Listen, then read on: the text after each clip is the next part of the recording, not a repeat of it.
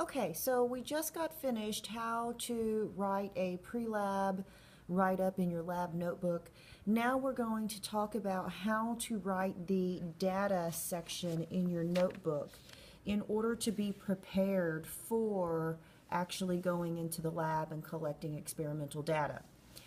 In order to set up the lab data table in your notebook to collect the data, you have to be aware of what you're actually going to be performing in the lab according to the procedures.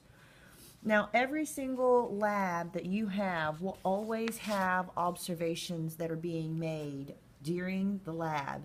So I always begin any of my data collection with the station number, obviously, because this lab has different stations, and what it is that we are doing in that station. I begin every one with observations, and I do observations of before, during, and after. So I make sure that I'm writing all throughout my entire experimental collection. At the end of the procedures for station 1, you should have for trial 1 an observed boiling point, and you should also have for trial, and that should be trial 2, you should also have another observed boiling point. So we're only going to do 2 trials. Now, the reason we're only doing 2 trials for this lab is because of lack of time. If you do have time, it is always good to have at least 3 trials or more of your data. Once you've collected all of your trial boiling points, then you're going to average those boiling points and report that to me. And then you will give me the name of the unknown liquid in which you were determining based upon that boiling point, and I'm going to give you a list of different liquids to choose from. So you should have observations for 2 trials, for trial 1 and for trial 2. You should have 2 observations listed for all of your trials. So it should look something like that. Yours, of course, should look a little bit nicer. I'm trying to hurry up to do mine. If we look at the second station that you have, here we are doing filtration. It says on there that you are going to need to record the mass of the filter paper.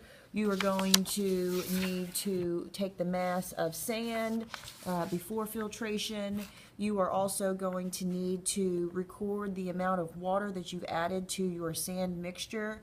Once you do that, you're going to give me the mass of the dried sand after filtration and report to me the exact amount of water you collected after filtration.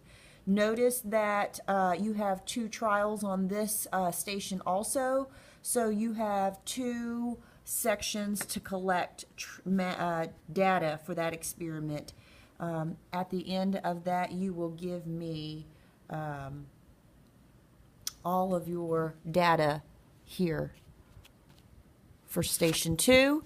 And then for the last station, which is density determination, you will need to make sure that you write the name of the unknown solid number here, so that way I know whether or not you've calculated the correct density for which solid.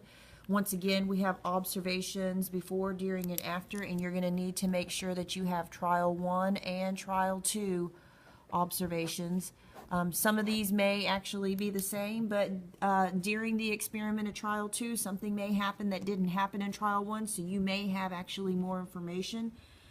These won't exactly always be the same. And we do this because whenever we go back to analyze our information or data, we want to make sure that if we have an outlier, we know why it happened, or hopefully we can assume or figure out what happened based upon our observations that we wrote. At the very end, you're going to give me the calculated average density of the unknown solid, and you're going to make sure that you show your calculations giving me grams per mil.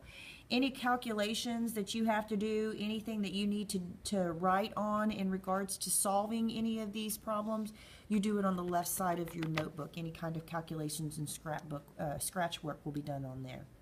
I'm getting ready to upload one more video in regards to the actual lab procedures. You should look for that video online in PlanBook as well.